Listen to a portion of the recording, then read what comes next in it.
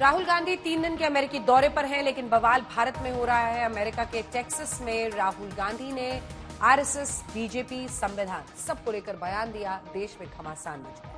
Texas में भारतीय समुदाय के लोगों के बीच राहुल गांधी ने डैलस में कहा कि आरएसएस को लगता है भारत एक विचार पर बना है। हमें लगता है भारत कई विचारों से मिलकर बना है। इतना ही नहीं, राहुल गांधी ने कहा कि जैसे 2024 लोकसभा चुनाव के नतीजे आए, कुछ ही मिनटों के अंदर भारत में बीजेपी का डर खत्म हो गया। संविधान को लेकर भी राहुल गांधी ने बीजेपी और पीएम मोदी पर अटैक किया। इस स्पेशल रिपोर्ट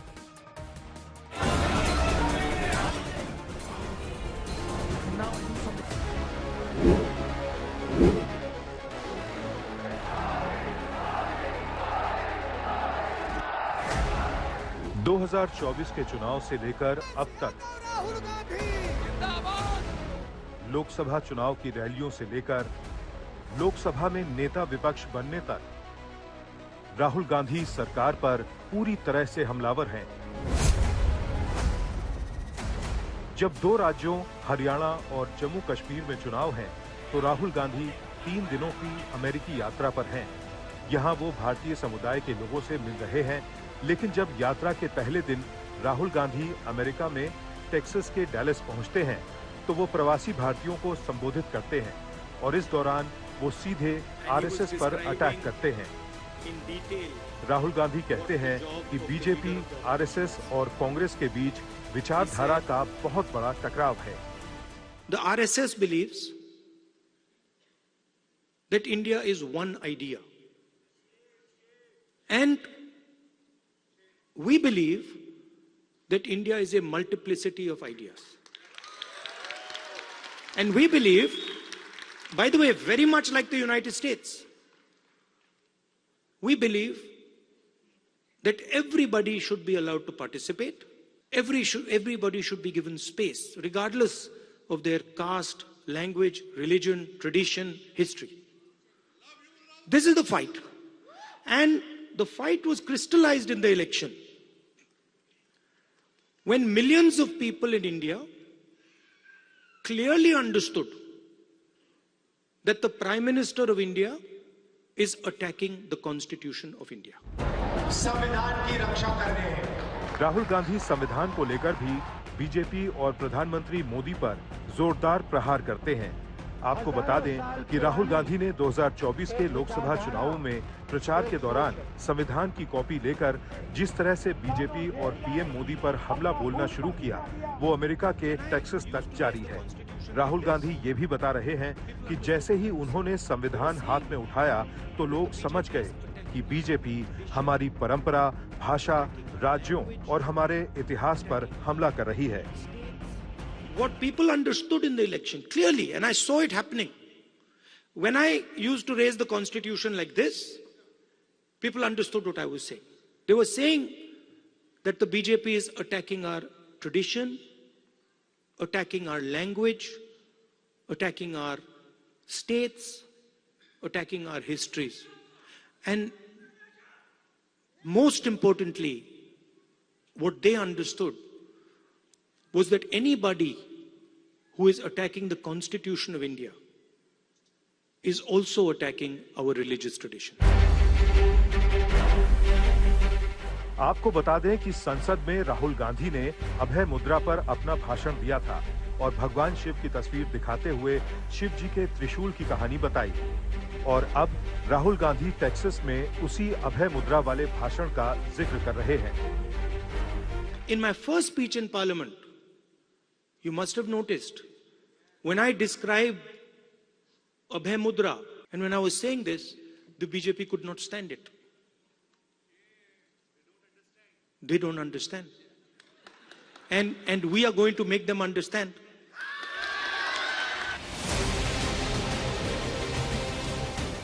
एक जुलाई को संसद में अभय मुद्रा पर दिए अपने भाषण में राहुल गांधी ने कहा था कि शिव जी कहते हैं, डरो मत, डराओ मत।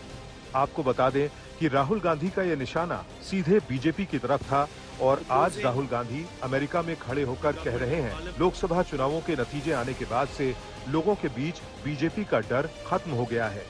The other thing that happened that was very beautiful, that in fact I was amazed that it happened so quickly, was that fear of the BJP vanished, disappeared, gone. And we saw that immediately, within minutes of the election result, nobody in India was scared of the BJP or the Prime Minister of India. So these are huge achievements, not of Rahul Gandhi or the Congress party. We are peripheral. These are huge achievements of the people of India who realized, of democracy, of the people of India who realized that we are not going to accept an attack on our constitution. We are not going to accept an attack on our religion. We are not going to accept an attack on our states.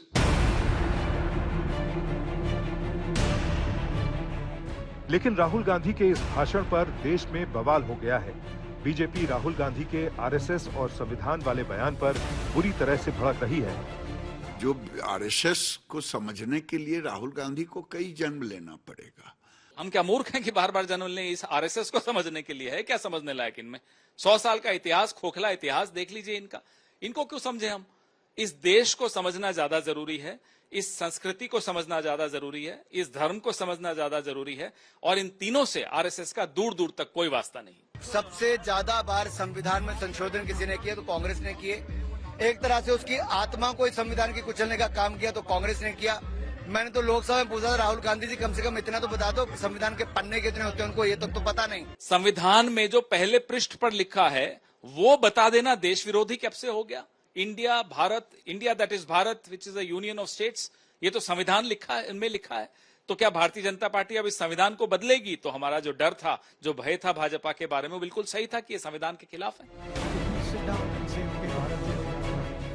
RSS और संविधान के मुद्दे पर Rahul Gandhi America में बोले और शोले भारत में भड़क रहे हैं।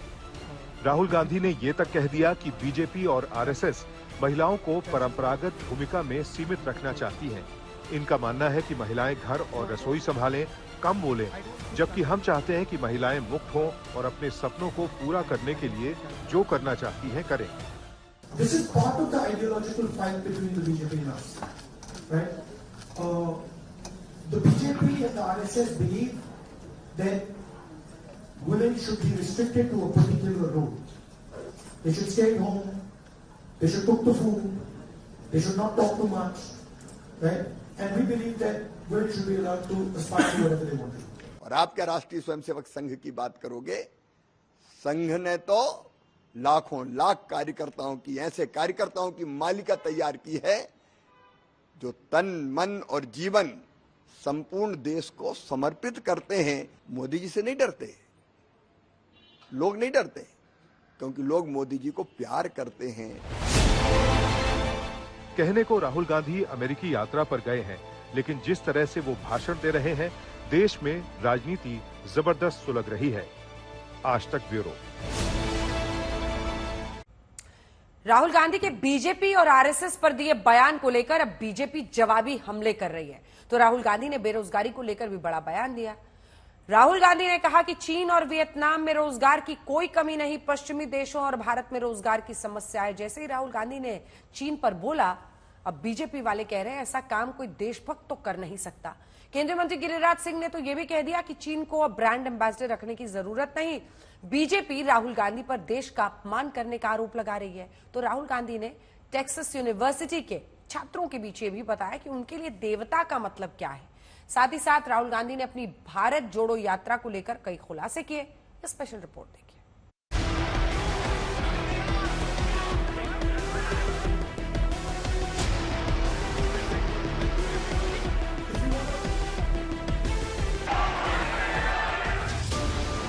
राहुल गांधी अपनी रैलियों से लेकर संसद तक अपने भाषण को जिस पर फोकस करते हैं उसमें आरएसएस की विचारधारा, संविधान को खतरा, युवाओं में बेरोजगारी, जाति जनगणना और समाज में नफरत। जी हां, इन्हीं मुद्दों पर राहुल गांधी बार बार गरजते हैं। ऐसे में जब राहुल गांधी अमेरिका की यात्रा पर आए हुए हैं तो यहां भी यही बातें कर रहे हैं। और आजकल राहुल गांधी ने लोकसभा में नेता विपक्ष बनने के बाद हिंदुत्व पर भी बोलना शुरू किया है। बीजेपी पूरा हिंदू समाज नहीं है, आरएसएस पूरा हिंदू समाज नहीं है। ये ठेका नहीं है बीजेपी का। और अब अमेरिका में राहुल गांधी ने यूनिवर्सिटी ऑफ टेक्सास में छात्रों को संबोधित करते हुए देवता शब्द के अर्थ पर भी बात की और ये भी बताया कि देवता आखिर कौन होता है। The term devta, do you know what it means? So devta in India actually means a person whose internal feelings are exactly the same as his external expression. Meaning he's a completely transparent being. Right? It does not mean God. So if this person tells me every single thing that he believes or he thinks and he tells it to me, that's the definition of devta. Rahul Gandhi ने संसद में शिवाजी की तस्वीर दिखाकर अपना पूरा भाषण focus किया था और अब टेक्सास में राहुल गांधी यूनिवर्सिटी के छात्रों को शिव जी के बारे में बता रहे हैं। Idea of Shiva basically.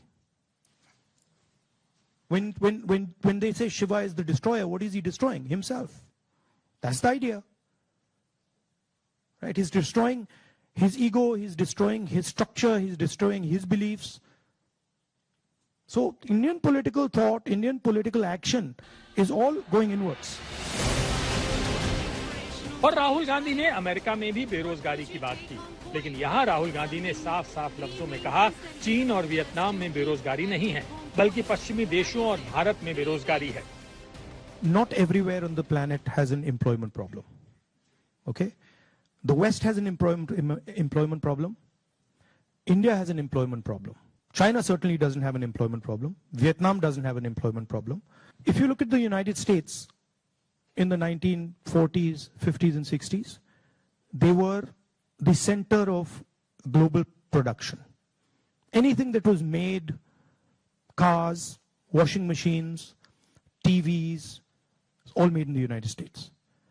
Production moved from the United States. It went to Korea, it went to Japan, eventually it went to China. And if you look today, China is dominating global production.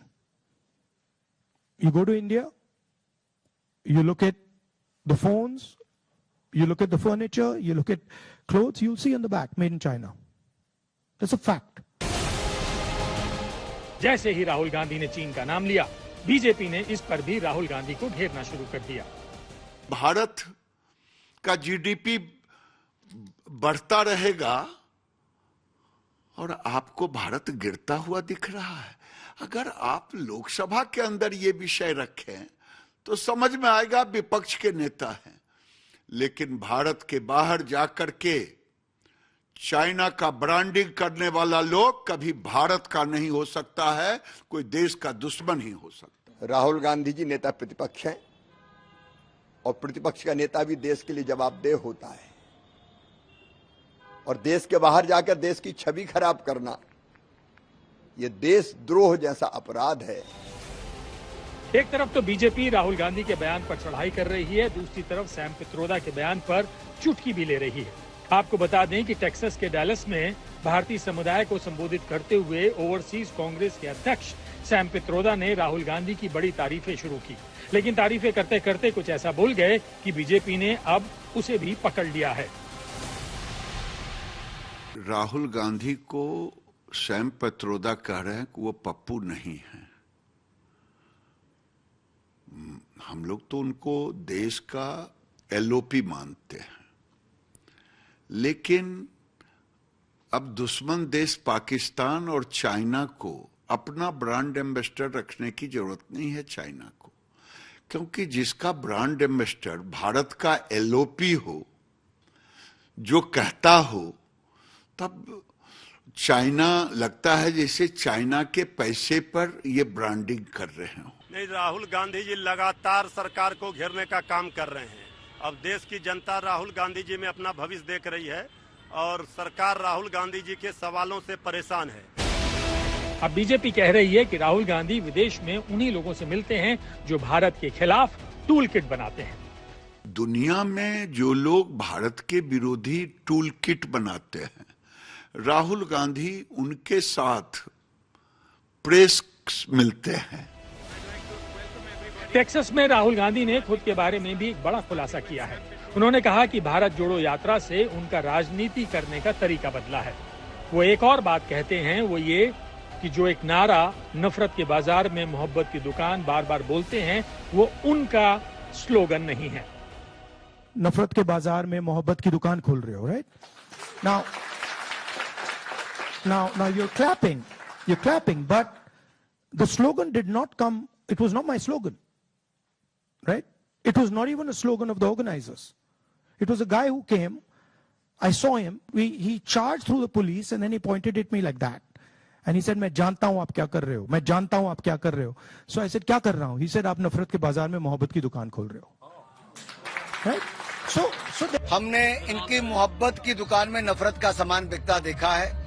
84 के दंगों से लेकर अब तक जो फसाद और नफरत कांग्रेस फैलाती है, देश उससे वाकिफ है।